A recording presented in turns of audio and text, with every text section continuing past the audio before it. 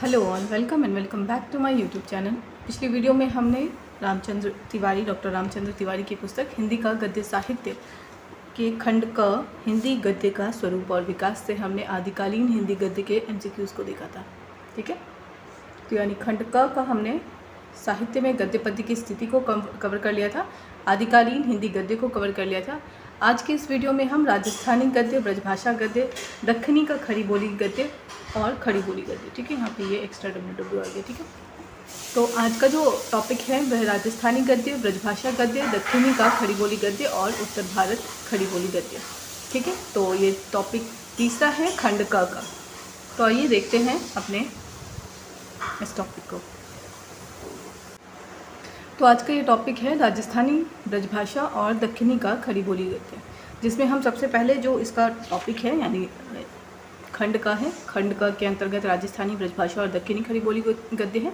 लेकिन जब हम पुस्तक के अंदर जाते हैं और इसके जो शीर्षक के अनुसार अगर हम देखें तो राजस्थानी गद्य का एक अलग उन्होंने सेक्शन बनाया है, ब्रजभाषा गद्य का अलग है और दक्खनी का खड़ी बोली गद्य में उत्तर भारत का जो खड़ी बोली गद्य है उसको भी इसमें विभाजित किया गया। तो 4 सेक्शन में है ये टॉपिक। तो स्टार्ट करते हैं। सबसे पहले राजस्थानी गद्य को देखना, और इससे संबंधित जो भी प्रश्न अगर आपको दिखाई देते हैं या फिर आपको नहीं समझ में कोई प्रश्न आ रहा हो तो आप कमेंट सेक्शन में पूछ सकते हैं। ठीक है, जैसे मैंने बताया कि जो ये पुस्तक है उसके सभी अंशों को मैं कोशिश करूँगी कि अगर आप पुस्तक ना भी पढ़ रहे हो तो आपके लिए वो नुकसान ना हो, है ना, कि अगर आप एमसीक्यूज़ फॉर्मेट में ही उसको कवर कर रहे हैं तो आपको ज़्यादा से ज़्यादा ज्ञान जो है वो एमसीक्यूज़ फॉर्म में मिले या फिर एक बुलेट पॉइंट फॉर्म में मिल जाए। ठीक है, तो अगर किताब नहीं है तो मैं पूरी कोशिश कर रही हूँ और पूरी ईमानदारी से ये चीज़ कर रही हूँ कि आपको इसमें सभी जो उसमें टॉपिक कवर किए गए हैं उसको इसमें शामिल कर लूँ। ठीक है, तो स्टार्ट करते हैं सबसे पहले पॉइंट से। जैसे इसमें राजस्थानी गद्य के विषय में दिया है, राजस्थानी गद्य का सूत्रपात 10वीं शताब्दी से ही हो गया था।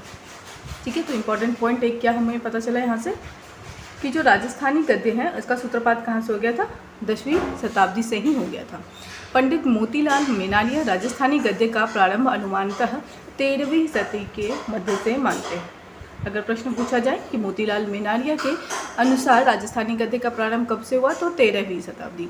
लेकिन अगर ओवरऑल देखा जाए या रामचंद्र तिवारी के अनुसार देखा जाए तो वो क्या है, सूत्रपात उसका जो हुआ है वह 10वीं शताब्दी से हो गया था। ठीक है, तो ये एक इम्पॉर्टेंट फैक्ट था राजस्थानी गद्य के विषय में। अब हम इसके प्रश्नों को देखते हैं। राजस्थानी गद्य का प्रारंभिक स्वरूप किन से प्रभावित था?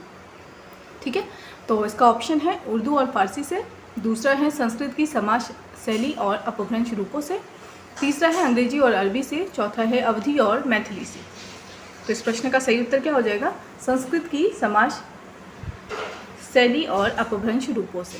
राजस्थानी गद्य का जो प्रारंभिक स्वरूप जो हमको दिखाई देता है वो किससे दिखाई देता है? संस्कृत की समाज शैली और अपभ्रंश रूपों से इसका प्रारंभिक रूप दिखाई देता है राजस्थानी गद्य का। ठीक है, अगला प्रश्न देखते हैं हम। अगला प्रश्न है, बाद के समय में राजस्थानी गद्य पर किसका प्रभाव स्पष्ट रूप से देखा गया? ऑप्शन है खड़ी बोली, ऑप्शन बी है ब्रजभाषा गद्य, ऑप्शन सी है मराठी, ऑप्शन डी है गुजराती। प्रश्न है, बाद के समय में राजस्थानी गद्य पर किसका प्रभाव स्पष्ट रूप से देखा गया? तो इस प्रश्न का सही उत्तर क्या होगा? तो इस प्रश्न का सही उत्तर हो जाएगा ब्रजभाषा गद्य। यानी ब्रजभाषा गद्य का जो प्रभाव है वो हम देखते हैं राजस्थानी गद्य पर बाद के दिनों में। ठीक है, अगला प्रश्न है, राजस्थानी गद्य में साहित्यिक रचनाएं किन 3 रूपों में उपलब्ध होती हैं? ठीक है, ऑप्शन है इतिहास, राजनीति और उपन्यास के रूपों में, ऑप्शन बी है मौलिक अनुदित ग्रंथ टीकाएं कवियों की निजी रचनाओं में, अगला है नाटक, काव्य, व्याकरण, चौथा ऑप्शन है उपदेश, पुराण और लोकगीत। तो राजस्थानी गद्य में साहित्यिक रचनाएं किन 3 रूपों में उपलब्ध होती हैं? इस प्रश्न का सही उत्तर क्या हो जाएगा? मौलिक अनुदित ग्रंथ, टीकाएं और कवियों की निजी रचनाएं। इन 3 रूपों में क्या है, राजस्थानी गद्य हमें मिलता है। ठीक है, यानी मौलिक रचनाएं हुई हैं राजस्थानी गद्य साहित्य के क्षेत्र में अगर हम बात करें तो मौलिक रचनाएं हुई हैं, अनुदित भी हुई हैं, टीकाएं ज़्यादा लिखी गई हैं और कवियों की निजी रचनाएं भी इस भाषा में आपको मिलेगी। ठीक है, इससे संबंधित कुछ फैक्ट्स है उसे हम देख लेते हैं। ठीक है, राजस्थानी गद्य से संबंधित ही है। संस्कृत की समाज शैली तथा अपभ्रंश प्रभावित संवत 1330 के ताड़पत्रों पर लिखित गद्य का उदाहरण देखिए। ठीक है, अभी तो आपने जैसे देख लिया कि जो संस्कृत जो राजस्थानी का जो रूप है वो किस तरीके से विकसित हुआ, संस्कृत की समाज शैली और अपभ्रंश से वो प्रभावित थी, है ना। हमने पहले प्रश्न में किया ना, भी जो पहला प्रश्न था हमारा, राजस्थानी गद्य का प्रारंभिक स्वरूप जो है वो किन से प्रभावित था, तो संस्कृत की समाज शैली और अपभ्रंश रूपों से। तो प्रश्न वहीं से बना है और इसका जो इम्पोर्टेंट फैक्ट है वो देख लेते हैं। तो संस्कृत की समाज शैली और अपभ्रंश प्रभावित संवत 1330 के ताड़पत्रों पर लिखित गद्य का उदाहरण देखिए। ठीक है, तो अब ये जो उदाहरण है वो किसका है, राजस्थानी गद्य का प्रारंभिक जो स्वरूप है उसका उदाहरण है। ठीक है, परमेश्वर अरहंत सरणी, सकल कर्म निर्मुक्त सिद्ध सरणी, संसार परिवार समुत्तरण, ज्ञान पात्र महासत्व साधु सरणी, सकल पाप पटल कवल नकल कवलन कला कलितु केवली प्रणीतु धमु सरणी। ठीक है, तो ये जो अंश दिया हुआ है वह किसका उदाहरण है, राजस्थानी गद्य के प्रारंभिक रूपों का। ठीक है, ये इम्पॉर्टेंट नहीं है लेकिन फिर भी मैंने यहाँ पे उदाहरण स्वरूप इसको डाल दिया। ठीक है, यानी इसमें कोई ऐसे रचना नहीं है, लेकिन अगर अंश पूछा जाए, जैसे अगर आपने UGC नेट के प्रश्नों को देखा होगा लेटेस्ट वाले को, तो उसमें आपने देखा होगा कि एक तरफ राजस्थानी गद्य, ब्रजभाषा गद्य और गुरुमुखी लिपि यानी जो पंजाबी शैली की जो भाषा है उसको भी दिया गया था ऑप्शन में, और एक गुजराती था। ठीक है, तो इस तरीके से भाषा एक तरफ थी और जो उसके जो पद्य का जो रूप था उसको एक तरफ दिया था। तो मिलान करने वाले प्रश्नों में उस तरीके से वो प्रश्न बने थे। तो हो सकता है यहाँ से भी वो प्रश्न बन सकते हैं कि ये जो अंश है वो दे दिया जाए और पूछा जाए कि इसमें किस भाषा का प्रभाव दिखाई देता है। तो वहाँ पे क्या आप लिखेंगे, राजस्थानी गद्य का, है ना। मतलब जो ऑप्शन में अगर राजस्थानी गद्य होगा तो वहाँ पे फिर आप उसे टिक करेंगे। ठीक है, तो इस तरीके से भी प्रश्न बनते हैं, क्योंकि अगर पैटर्न को देखें तो वहाँ पे हमको भाषा से संबंधित जो प्रश्न हैं वो अब इस रूप में भी दिखाई देने लगे, है ना। अगला जो फैक्ट है इससे संबंधित, संवत 1358 के आसपास के राजस्थानी गद्य का एक अन्य उदाहरण इस प्रकार है। पहिलु त्रिकालु अतीत अनागत वर्तमान 72 तीर्थंकर सर्वपाप क्षय कर हम नमस्करों। ठीक है, अब ये भी क्या है, अगर आप इसे देखेंगे, अगर मतलब जैसे अगर यहाँ पे नहीं पता होता हमें ये राजस्थानी गद्य का, तो ये अंदाज़ा लगा पाना बहुत मुश्किल होता कि ये राजस्थानी गद्य का नमूना है। ठीक है, तो इसलिए ये जो है पंक्ति इंपॉर्टेंट हो जाती है कि जब आप इसे पढ़ें या समझें तो आप इसको इस रूप में भी देखें कि इसमें जो शब्दों का प्रयोग हुआ है वो राजस्थानी गद्य के उदाहरण के रूप में हुआ है। ठीक है, संवत 1683 की राजस्थानी गद्य। अब देखिए ये कि जो सबसे पहले जो अगर हम देखें 1330 में जो उसका स्वरूप था वो मतलब आपको अलग दिखाई देता है। फिर 1358 के आसपास जो राजस्थानी का गद्य है उसमें थोड़ा परिवर्तन दिखाई देता है। और फिर जब हम बात करते हैं 1683 की राजस्थानी गद्य का, तो इसका सुंदर उदाहरण क्या है, बलि को बंघन हाड़ा सभी बात सामर्थ, श्री कृष्ण रुक्मणी जी बाहा पकड़ी रथ ऊपरी बैसाणी। ठीक है, तो ये जो मूर्धन्य न का जो प्रयोग हो रहा है यहाँ पे, तो इससे तो थोड़ा बहुत आपको आइडिया हो ही जाएगा कि ये राजस्थानी गद्य का उदाहरण है। तबे बाहर बाहर हुई कहण लागा जू कोई होई सु दौड़ ज्यो हर राशि कहाँ रुक्मणी जी हरि कहता कृष्ण हरि ले गयो। ठीक है, तो ये जो उदाहरण है वो किसका है, राजस्थानी गद्य का। और इसका जो परिवर्तित रूप या फिर ये कह सकते हैं कि जो परिष्कृत रूप वो है वो हमको 1683 के समय देखा गया, यानी उस रूप में हम देखते हैं। 1683 के जो गद्य नमूने हैं वो थोड़े परिष्कृत रूप में हमको मिलते हैं। ठीक है, अगला प्रश्न देखते हैं, फतेह राम वैरागी की पंचाख्यान कृति किस वर्ष की है। ठीक है, तो फतेह राम वैरागी जो हैं वो क्या है, राजस्थानी गद्य के कह सकते हैं रचनाकार के रूप में इनका नाम है इस पुस्तक में। तो उनकी जो कृति है पंचाख्यान, ठीक है, फतेह राम वैरागी की कृति है पंचाख्यान। ये कृति किस वर्ष प्रकाशित हुई है ये पूछा जा रहा है प्रश्न में। ऑप्शन देख लेते हैं, ऑप्शन है 1712, ऑप्शन बी है 1745, ऑप्शन सी है 1847 और ऑप्शन डी है 1901। तो इस प्रश्न का सही उत्तर क्या होगा, इस प्रश्न का सही उत्तर होगा 1847। अगला प्रश्न देखते हैं, इसी में जो 1847 की जो ये कृति है पंचाख्यान, इस कृति में गद्य का जो नमूना दिया गया है वो हम देख लेते हैं। राजस्थानी गद्य का नमूना, वार्ता एक गांव में रास मंडवो लागो, जाजम बिछाई झालर बजाई तर मर्दग्या न तस लागी तर गाँव का छोड़ा न पूछे, अरे डावड़ा पाणी जुगत बतावो, तब छोड़ा कियो ऊ कूड़ो आवा कारुक हेटे छे, तब मर्दंग्यो कूड़े गियो। आगे देखे तो एक अस्त्री पानी के किनारे रूठी बैठी है। ठीक है, तो ये जिनका मतलब अगर जो इस भाषा से संबंधित होंगे वो शायद इसको बेहतर पढ़ पाएँ, है ना। तो ये अगर हम देखें तो ये जो उदाहरण दिया गया है वो किस कृति से है? ये कृति है फतेहराम बैरागी की कृति पंचाख्यान, और ये क्या है? राजस्थानी गद्य का नमूना है। ठीक है, राजस्थानी खड़ी बोली गद्य का नमूना हम इसमें देखते हैं। अगला अगर हम देखें तो 19वीं शताब्दी के नवजागरण की चेतना राजस्थानी गद्य में क्यों विकसित ना हो सकी? अगला प्रश्न जो है 19वीं शताब्दी के नवजागरण की चेतना राजस्थानी गद्य में क्यों विकसित ना हो सकी? ऑप्शन है लोक भाषा का इसमें विरोध हुआ था, इस कारण ये विकसित नहीं हो पाई थी। ऑप्शन बी है इसे प्रेस और राजसत्ता का आधार नहीं मिला था। ठीक है, ऑप्शन सी है साहित्य कम थे, साहित्यकार कम थे। ऑप्शन डी है जनता ने इसे स्वीकार नहीं किया। तो इसका सही उत्तर क्या होगा? Option B.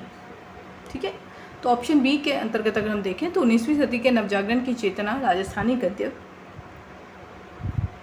ये जो नवजागरण की जो चेतना थी 19वीं शताब्दी की, वो राजस्थानी गद्य में इसलिए विकसित नहीं हो पाई क्योंकि इसे प्रेस और राजसत्ता का आधार नहीं मिला हुआ था। ठीक है, तो ये एक महत्वपूर्ण कारण रहा है जिसमें अगर हम देखें राजस्थानी गद्य में नवजागरण की वो जो चेतना है वो हमको नहीं दिखाई देती। कारण क्या है कि प्रेस और राजसत्ता का आधार नहीं मिला था। ठीक है, अगला हम प्रश्न देखते हैं।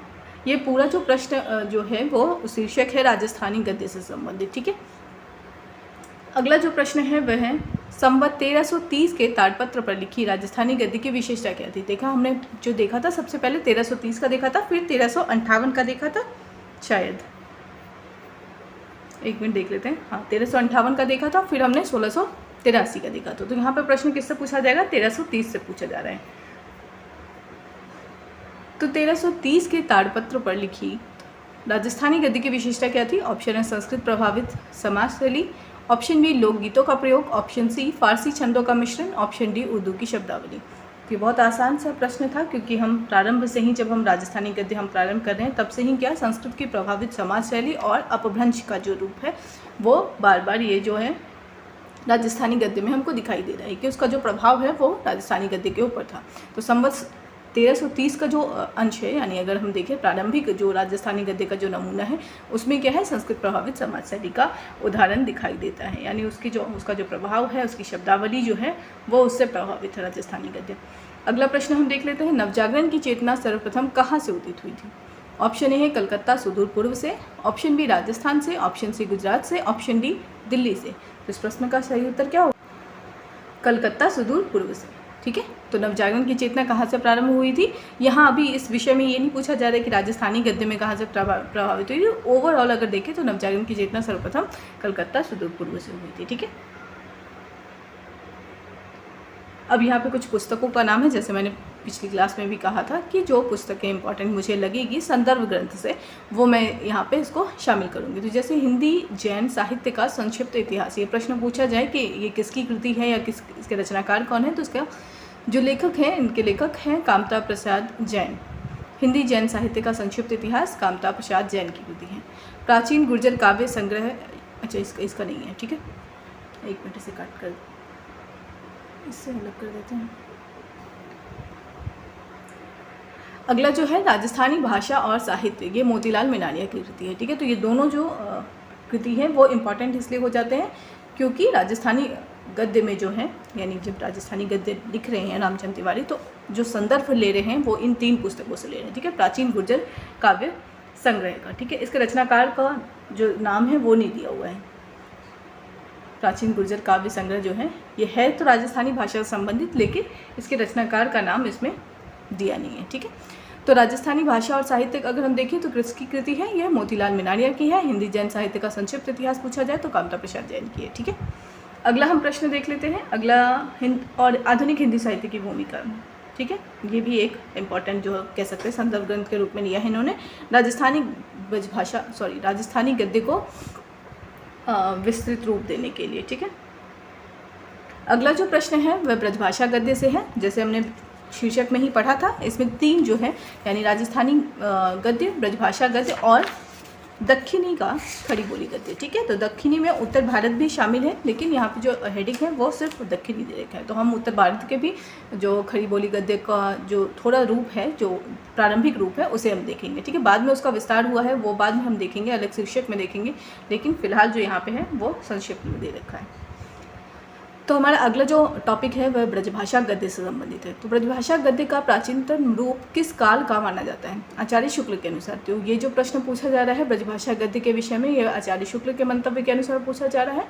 ऑप्शन देख लेते हैं। संवत 1200, जिसे अगर हम ईस्वी सन में लिखना चाहें तो 1143 ईस्वी है, ठीक है। बी है संवत 1400, सी है संवत 1600 और डी है संवत 1700। तो ब्रजभाषा गद्य का प्राचीनतम रूप किस काल से माना जाता है? तो इसका सही उत्तर क्या हो जाएगा? संवत 1400।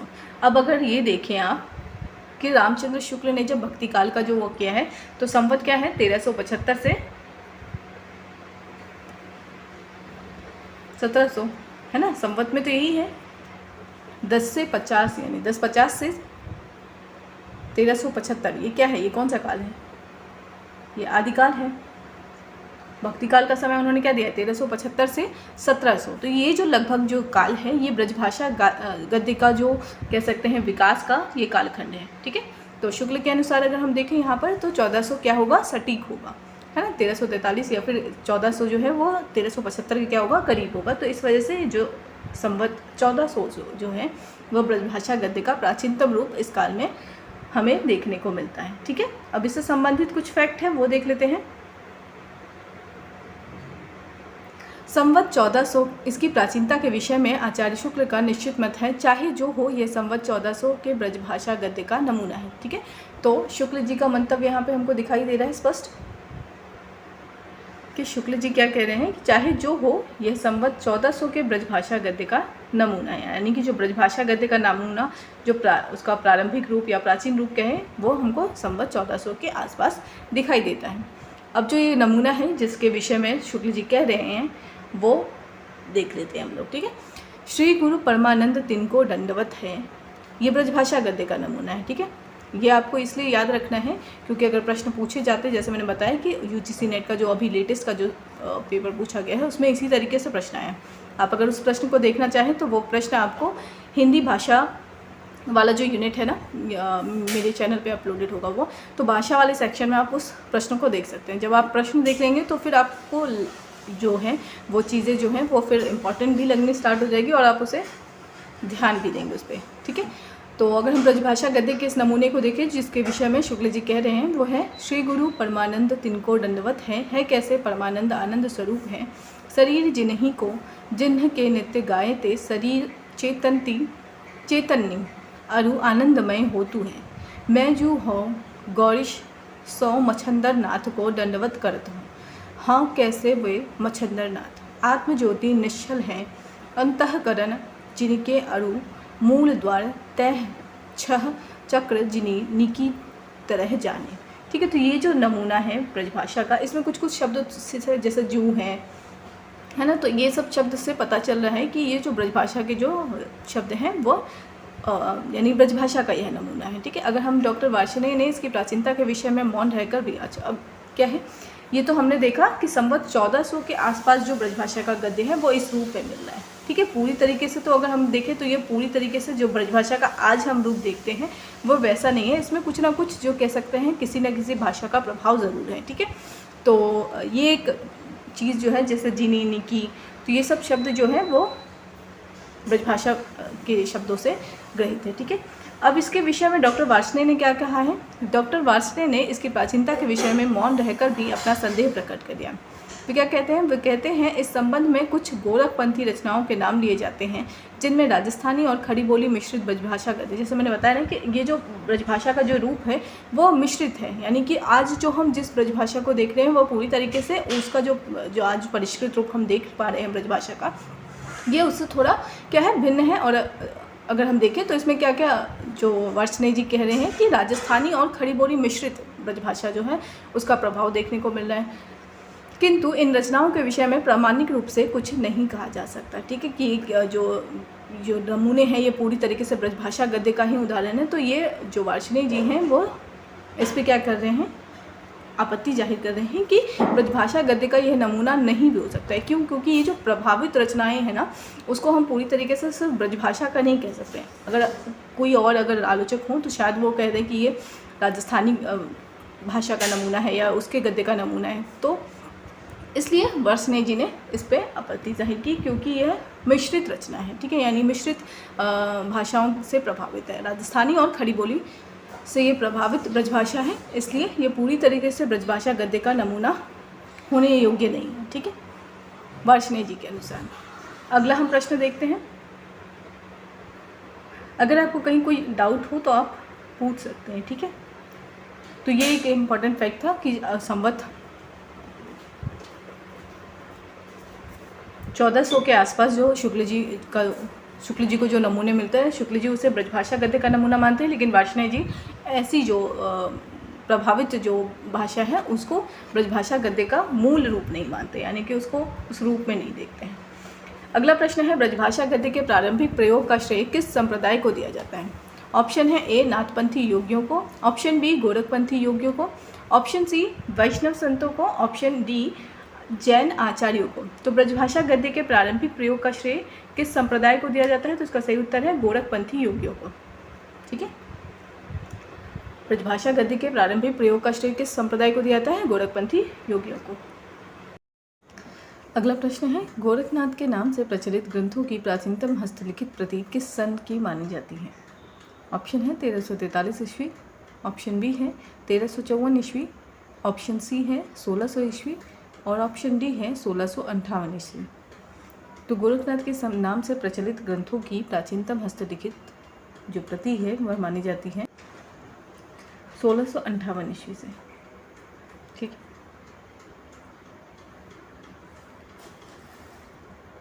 अगला प्रश्न है, डॉक्टर वीरेंद्रनाथ मिश्र ने ब्रजभाषा गद्य का प्राचीनतम रूप किस ग्रंथ में उपलब्ध माना है? क्वेश्चन एक बार फिर से पढ़ते हैं।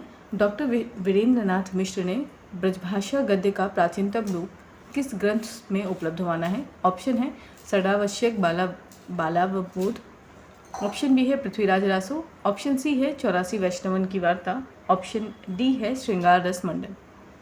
तो इस प्रश्न का सही उत्तर क्या होगा?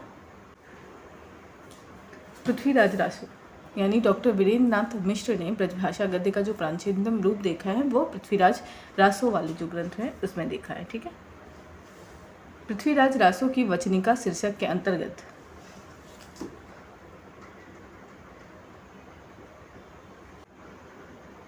डॉक्टर वीरेंद्र मिश्र ने ब्रजभाषा गद्य का जो प्राचीनतम रूप है वो मौजूद बताया है किसमें? पृथ्वीराज रासो में, और ये वचनिका में ये जो बात है वह शामिल है, ठीक है।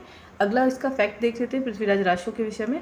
पृथ्वीराज रासो के लघु रूपांतर की प्राचीनतम प्रति 1657 यानी सन 1600 ईस्वी को प्राप्त हुई है, ठीक है। तो पृथ्वीराज रासो की जो लघु रूपांतर प्रति है उसका समय क्या है? 1657, ठीक, इसे याद रखना है।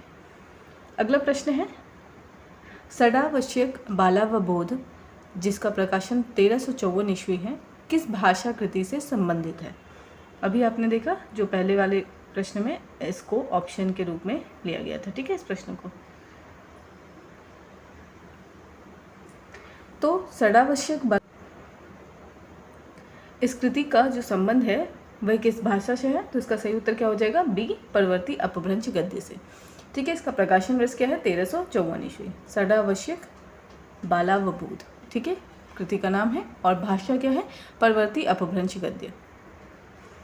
इसमें क्या बताया गया है कि इसमें जो ब्रजभाषा का जो रूप है वो सिर्फ आभास मात्र है, ठीक है, यानी पूरी तरीके से ये ब्रजभाषा की कृति ना होकर के परवर्ती अपभ्रंश गद्य का नमूना है, ठीक है। अगला प्रश्न देखते हैं। अगला प्रश्न है, ब्रजभाषा गद्य की प्रामाणिक अखंड परंपरा किस काल से मानी जाती है? ऑप्शन ए है वीरगाथा काल, ऑप्शन बी रीतिकाल, ऑप्शन सी भक्ति काल, ऑप्शन डी आधुनिक काल। तो ब्रजभाषा गद्य की प्रामाणिक अखंड परंपरा किस काल से मानी जाती है? तो इसका सही उत्तर हो जाएगा भक्ति काल, ठीक है।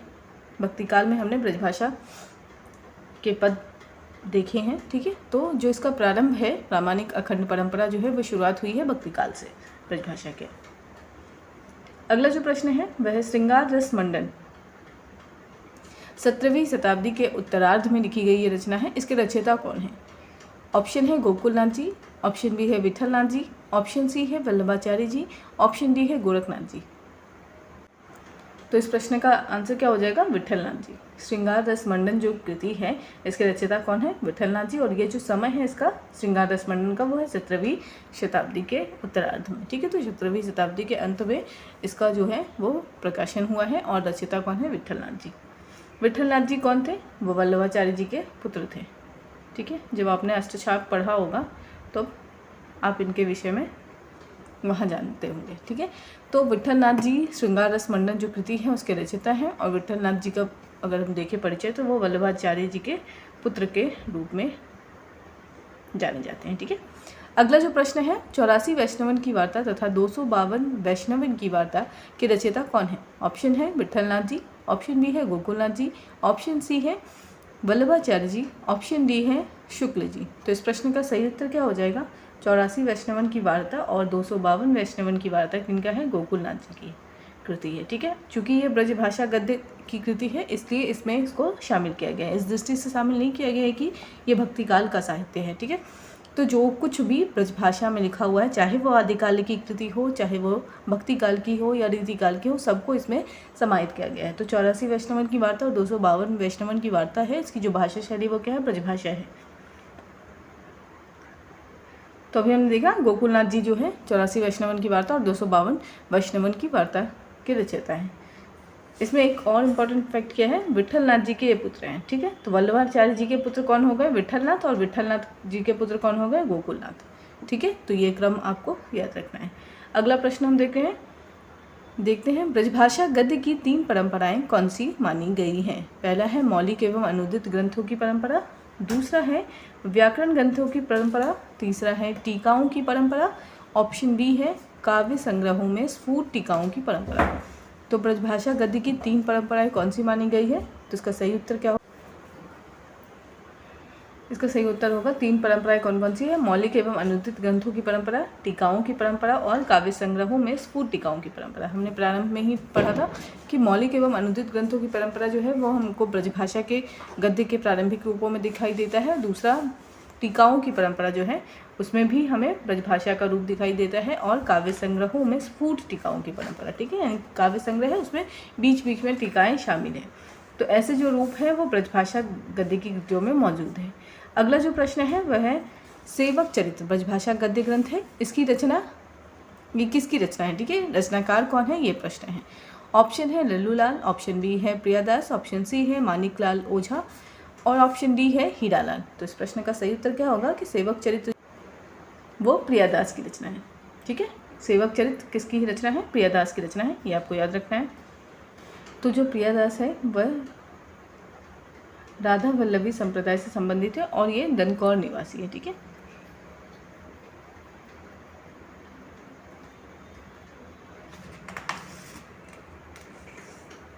और 1779 जो है इनका समय है प्रियादास का। ठीक है, अगला प्रश्न देखते हैं। अगला प्रश्न है आईने अकबरी की भाषा वचनिका किसने लिखी और कब लिखी है? तो एक तरफ प्रकाशन वर्ष है और दूसरे रचनाकार हैं। पहला ऑप्शन है लल्लूलाल, प्रकाशन वर्ष 1817। दूसरा है मानिकलाल ओझा 1828। ऑप्शन सी है हीरालाल 1795 और प्रियादास 1779। तो इस प्रश्न का सही उत्तर क्या हो जाएगा? हीरालाल 1795। अगला प्रश्न देखते हैं। अगला प्रश्न भी इसी तरीके से है माधव विलास किसकी रचना है और कब लिखी गई है? ऑप्शन ए है लल्लूलाल 1817, ऑप्शन बी प्रियादास 1779, हीरालाल 1795, मानिकलाल ओझा 1828। तो इस प्रश्न का सही उत्तर क्या हो जाएगा? माधव विलास इसका सही उत्तर होगा लल्लूलाल 1817 ईस्वी। ठीक है, अगला प्रश्न देखते हैं। उससे पहले इसके विषय में जान लेते हैं, यानी माधव विलास जो रचना है उससे संबंधित जो रचनाकार लल्लूलाल है उनके विषय में जान लेते हैं। लल्लूलाल 1817 ईस्वी इसका प्रकाशन वर्ष दे रखा है। किसका? माधव विलास का है ये प्रकाशन वर्ष। गद्य पद्य मिश्रित रचना है। लल्लू लाल की जो एक कृति है माधव विलास, इसके विषय में लिखा है कि ये गद्य पद्य मिश्रित रचना है और इसकी रचना लल्लू लाल ने फोर्ट विलियम कॉलेज से पृथक रहकर की थी। ठीक है, तो फोर्ट विलियम कॉलेज के दौरान इन्होंने नहीं किया है, जब वो वहाँ पे काम कर रहे थे उससे पृथक रहकर की थी। और इसमें प्रयुक्त गद्य का नमूना जो है वो दे रखा है, वो हम देख लेते हैं। तो ये जो पंक्ति है, अगर पूछा जाए कि एक पंक्ति किस पुस्तक से उद्धृत है, तो आपको क्या जवाब देना है? माधव विलास। ठीक है। कितेक वर्ष पाछे एक समय माधव नरपति बहुतेक लोग साथ लय आखेट कौ गए। वन में जाय बाघ चीता अरना बराह हरिण चीतल साबर आदि जीव अनेक अहेर किए। अरु जिन जिनने जो जो चाहे सो सो लिए। जब अहेर करी हवान्ते बग द्यो, तब नगर के निकट आय कहा देखतु है कि एक स्त्री 15-16 बरख की, श्याम घटा से केश पाटी मानो मरकत मणि की टाटी, चोटी लांबी करी कारी सटकारी जैसे पन्नग की नारी। मांग मोतियन ते सवारी, बाके मुखचंद्र कौ पेखी पूर्णिमा को चंद्र कलंकी भयो। तो ये जो ब्रजभाषा का जो नमूना है, ये इसके रचनाकार कौन है? लल्लूलाल जी हैं। और ये जो कृति है जिसमें ये नमूना जो कह सकते हैं शामिल है, वह है माधव विलास। ठीक है, तो उसके विषय में क्या दे रखा है माधव विलास के विषय में कि इसका जो प्रकाशन वर्ष है वो 1817 है और इसकी जो रचना हुई है वह फोर्ट विलियम कॉलेज से पृथक होकर की गई है। और इसमें यह जो रचना है वो गद्य पद्य मिश्रित रचना है। ठीक है, तो ये सब जो जानकारी थी वो माधव विलास कृति से संबंधित है। और माधव विलास कृति जो है वो ब्रजभाषा गद्य की कृति है। अगला जो प्रश्न है, एक और फैक्ट है, लल्लूलाल की कृति राजनीति है और माधव विलास, इन दोनों का समय देख लेते हैं। राजनीति 1802 और माधव विलास हमने प्रश्न में कर लिया 1817। ठीक है, तो राजनीति को आपको याद रखना है, 1802 इसका प्रकाशन वर्ष है। ये दोनों ही कृति किनकी है? लल्लूलाल की कृति है। दोनों ही ब्रजभाषा गद्य की कृति है। ठीक है, अगला प्रश्न हम देखते हैं, सोमवंशन की वंशावली किसकी रचना है? ऑप्शन है लल्लूलाल, ऑप्शन बी है हीरालाल, ऑप्शन सी है मानिकलाल ओझा और ऑप्शन डी है प्रताप शाही। तो इस प्रश्न का सही उत्तर होगा मानिकलाल ओझा। ठीक है, इसके विषय में भी जान लेते हैं। मांडला के मालिक मानिकलाल ओझा। ठीक है, तो मानिकलाल ओझा का जो निवास स्थान क्या है? मांडला है और इनका जो समय है वह 1828 ईस्वी है। ठीक है, अगला हम प्रश्न देखते हैं, गद्य पद्य मिश्रित रचना किसे कहा गया है? ऑप्शन ए है सेवक चरित, ऑप्शन बी है माधव विलास, ऑप्शन सी है आईने अकबरी की भाषा वचनिका, ऑप्शन डी है सोमवंशन की वंशावली। तो गद्य पद्य मिश्रित रचना किसे कहा गया है? तो अभी हमने पढ़ा था ऊपर, माधव विलास को गद्य पद्य मिश्रित रचना कही गई है। ठीक है, और ये कृति किनकी है? लल्लूलाल की है। अगला प्रश्न देखते हैं। अगला प्रश्न है, बिहारी सतसई की प्रथम टीका 1777 ईस्वी में किसने लिखी थी? ठीक है, तो बिहारी सतसई की जो टीका है, प्रथम टीका, वो किसने लिखी थी? ऑप्शन है ठाकुर द्वितीय, ऑप्शन बी है हरिचरण दास, ऑप्शन सी है जानकी प्रसाद और ऑप्शन डी है ईश्वरी प्रसाद नारायण। तो इस प्रश्न का सही उत्तर होगा हरिचरण दास। ठीक है, तो हरिचरण दास कौन है? बिहारी सतसई की प्रथम टीका लिखने वाले रचनाकार हैं। समय क्या है बिहारी सतसई की प्रथम टीका का? 1777। अगला प्रश्न हम देखते हैं। अगला प्रश्न है, रामचंद्रिका की टीका किसकी रचना है? ठीक है, प्रश्न महत्वपूर्ण है इसलिए आप इसे ज़रूर देखें। ठीक है, रामचंद्रिका की टीका किसकी रचना है? ऑप्शन ए है जानकी प्रसाद, ऑप्शन बी है प्रताप शाही, ऑप्शन सी है सरदार कवि, ऑप्शन डी है महंत रामचरण। तो रामचंद्रिका की टीका किसकी रचना है? इसका सही उत्तर हो जाएगा जानकी प्रसाद की टीका है, मतलब रचना है। ठीक है, रामचंद्रिका की टीका जो है वो लिखी किसने है? जानकी प्रसाद ने लिखा है। अगला हम प्रश्न देखते हैं और इसके विषय में क्या दे रखा है, यानी कि जो जानकी प्रसाद है इनका समय क्या है? 1815 ईस्वी है। ये जो समय है 1815, ये रामचंद्रिका की टीका का प्रकाशन वर्ष है। ठीक है, ये आप याद रखेंगे। इससे पहले भी जो हमने एक प्रश्न किया था, सोमवंशन की वंशावली, इसका जो समय है ये जो है ये भी इसी का प्रकाशन वर्ष है। ठीक है, ये याद रखेंगे। अगला हम देखते हैं प्रश्न, बिहारी सतसई की प्रथम टीका हमने कर ली थी, रामचंद्रिका की टीका। ठीक है, किसकी रचना है? जानकी प्रसाद की है। समय क्या है इसका? 1815 है। अगला प्रश्न है, बीजक पर टीका किसने लिखी? ठीक है, बीजक कवि की, या कह सकते हैं साखियाँ और दोहों का संकलन है, जिसमें तो इसकी जो टीका है वो किसने लिखी थी? ऑप्शन ए है महंत रामचरण, ऑप्शन बी है महाराज विश्वनाथ सिंह रीवा के, ऑप्शन सी है ईश्वरी प्रसाद नारायण और ऑप्शन डी है सरदार कवि। तो इस प्रश्न का सही उत्तर क्या हो जाएगा? महाराज विश्वनाथ सिंह रीवा के जो हैं उन्होंने बीजक पर टीका लिखी है। ठीक है, अगला हम प्रश्न देखते हैं। अगला जो प्रश्न है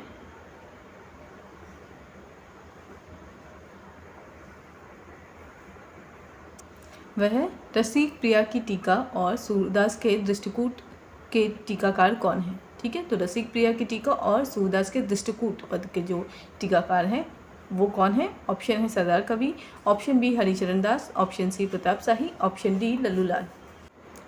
तो इस प्रश्न का सही उत्तर क्या हो जाएगा? सरदार कवि जो है वो रसिक प्रिया की टीका और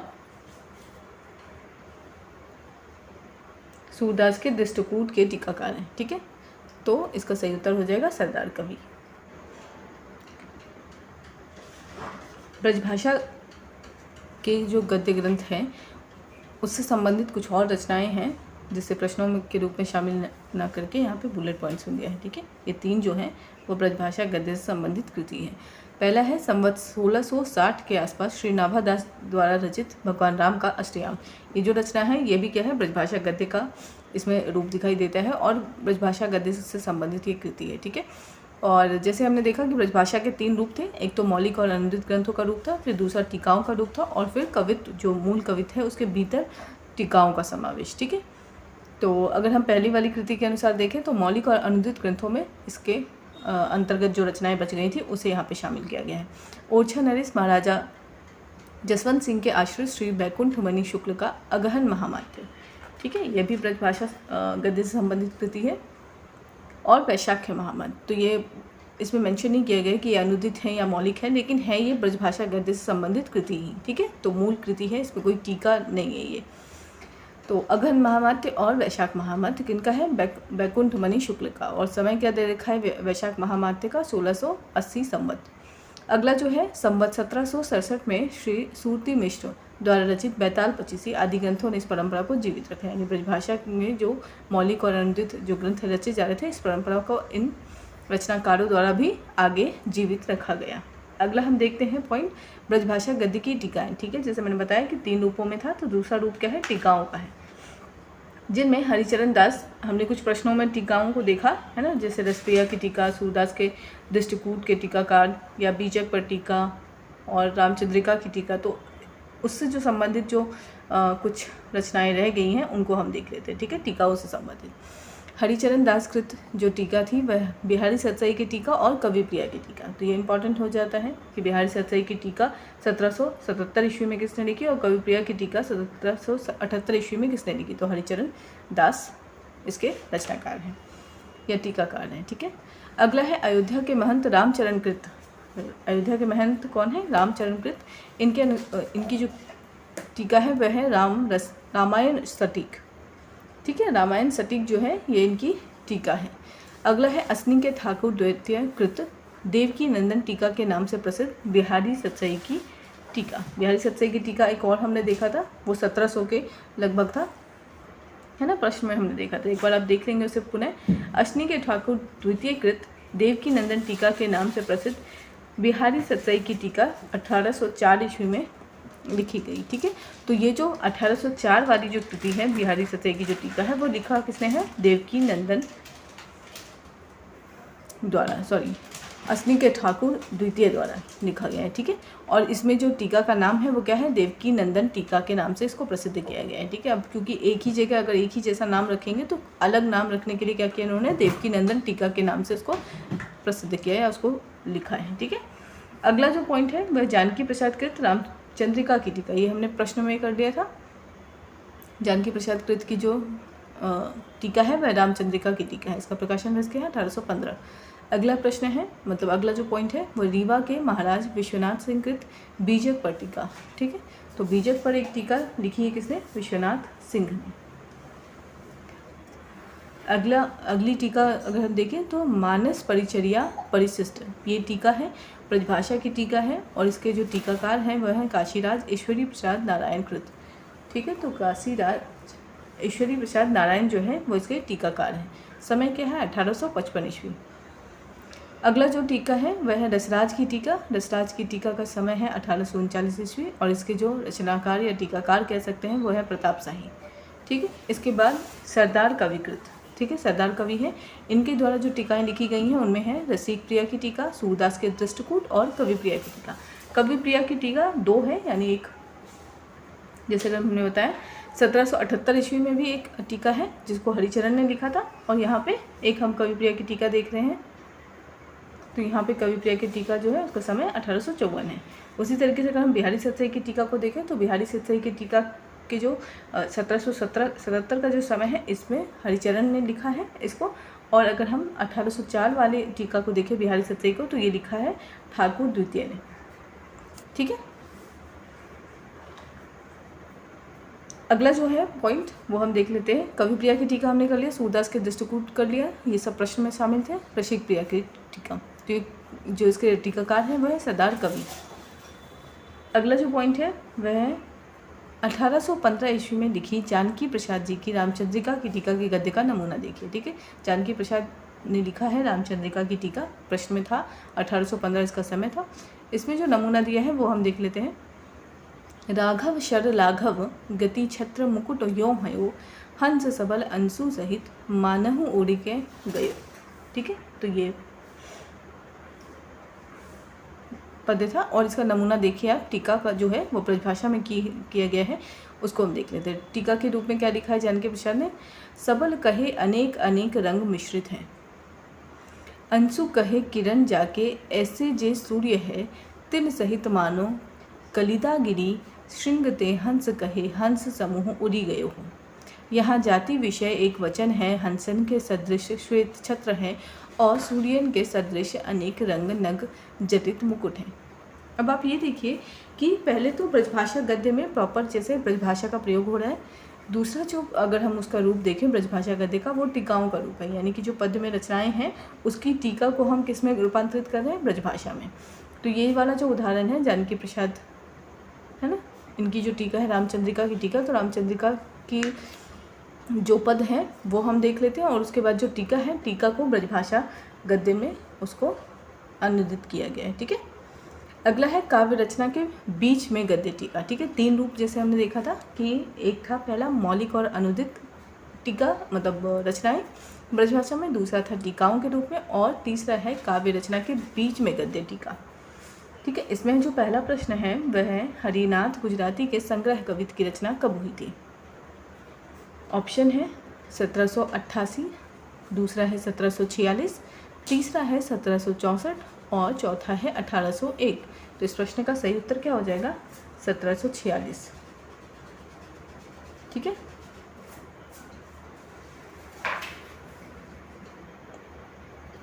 हरिनाथ गुजराती के जो संग्रह कवित्त की रचना है, इसका जो रचना काल है वो क्या है? 1746 ईस्वी। इसके विषय में देख लेते क्या है। श्री हरिनाथ सुजाउद्दौला के दरबारी कवि थे। अब अगर हरिनाथ के विषय में पूछा जाए कि कौन थे ये, तो सुजाउद्दौला के दरबारी कवि थे ये। अगला जो प्रश्न है वह हरिनाथ गुजराती के संग्रह कवित्त 1746 में प्रयुक्त गद्य का रूप इस प्रकार है। ठीक है। हम अभी तीसरा रूप देख रहे हैं गद्य का, जिसमें गद्य के बीच में टीका है। ठीक है। इनको अगर हम देखें तो हरिनाथ गुजराती की जो रचना संग्रह कवित्त है, इसका समय 1746 है। इसमें जो प्रयुक्त गद्य का रूप है वह देखें। एक मर्द ने एक चिड़िया पकड़ी, वह चिड़िया ने पूछो जो तू मोह को पकड़ी लियायो, अब मोह को तू कहा करेगो, तब वाने कही जो मैं तो को मारी के खाऊं। ठीक है। तो ये जो नमूना है वो ब्रजभाषा गद्य का नमूना है और ये क्या है? रचना के बीच में जो टीका है उसको शामिल किया गया है। ठीक है। तो तीसरा रूप हम देख रहे हैं। अगला प्रश्न है अनुभव विलास। ठीक है। अनुभव विलास 1788 इसका समय है, प्रकाशन वर्ष है। ग्रंथ के रचयिता कौन थे? ऑप्शन है स्वामी रामचरण दास, ऑप्शन बी है रसिक गोविंद, ऑप्शन सी है प्रताप शाही, ऑप्शन डी है रामराज। तो इस प्रश्न का सही उत्तर क्या हो जाएगा? स्वामी रामचरण दास। रामचरण दास के विषय में क्या है जानकारी दी है किताब में कि राम सनेही संप्रदाय के संस्थापक हैं। अगर प्रश्न पूछा जाए राम सनेही संप्रदाय के संस्थापक कौन है, तो क्या आपको आंसर करना है? रामचरण दास। ठीक है। अगला हम प्रश्न देखते हैं। अगला प्रश्न है रसिक गोविंदानंदघन की रचना किसने और कब की है? तो रसिक गोविंदानंदघन यह कृति है और इसके रचनाकार हैं। ऑप्शन है प्रताप शाही 1825, ऑप्शन बी है रामराज 1847, ऑप्शन सी है रसिक गोविंद 1801, ऑप्शन डी है सरदार कवि 1847। तो इस प्रश्न का सही उत्तर क्या हो जाएगा? रसिक गोविंद 1801। ठीक है, रसिक गोविंदानंदघन जो है वह कृति किनकी है? रसिक गोविंद की है। प्रकाशन वर्ष क्या है? 1801।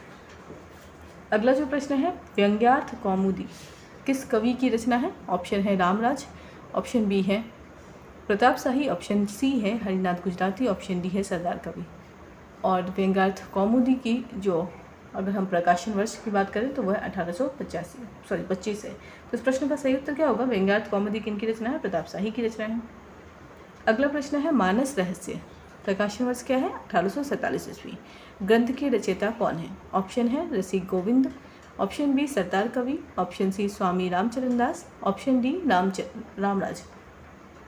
तो इस प्रश्न का सही सरदार कवि। ठीक है, मानस रहस्य 1847 में जो है वह कृति किसकी है? तो सरदार कवि की है। अगला जो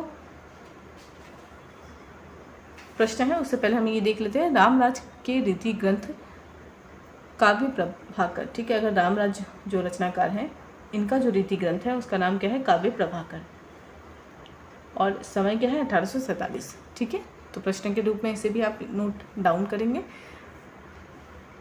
इसमें हम क्या देखेंगे कि रामराज जो कवि हैं, ठीक है, ये रामराज कवि हैं, आप इसे कवि के रूप में जानिए।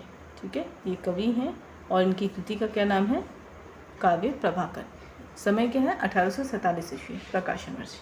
अगला प्रश्न है ब्रजभाषा गद्य का समुचित विकास क्यों ना हो सका? ऑप्शन है ब्रजभाषा, अंग्रेजों ने ब्रजभाषा का विरोध किया, ऑप्शन बी है राजकीय कार्यों में अंग्रेजी और खड़ी बोली को प्रश्रय मिला, ऑप्शन सी है ब्रज प्रदेश में कोई सामाजिक आंदोलन नहीं हुआ था जो इसे प्राणवान बना सके। तो ब्रजभाषा गद्य का समुचित विकास क्यों नहीं हो पाया था? तो इसका सही उत्तर क्या होगा? उपरोक्त सभी। तो पहला कारण क्या हो सकता है इसका? अंग्रेजों ने ब्रजभाषा का विरोध किया था, इस कारण भी ब्रजभाषा गद्य का जो है समुचित विकास नहीं हो पाया। दूसरा था राजकीय कार्यों में अंग्रेजी और खड़ी बोली को ही प्रश्रय मिला, तो ब्रजभाषा क्या हो गई? वहाँ पे गौण हो गई, तो इसलिए उसका विकास उस तरीके से नहीं हो पाया। तीसरा है ब्रज प्रदेश में कोई सामाजिक आंदोलन नहीं हुआ जो इसे प्राणवान बना सकता है। जैसे खड़ी बोली आंदोलन से संबंधित जो सामाजिक आंदोलन हुए तो वहाँ पे क्या हो गई? भाषा वहाँ जो है विकास पा सकी या विकसित हो सकी, तो कोई सामाजिक महत्व नहीं मिल सका। तो ये भी एक कारण रहा है ब्रजभाषा के विकसित ना हो पाने का।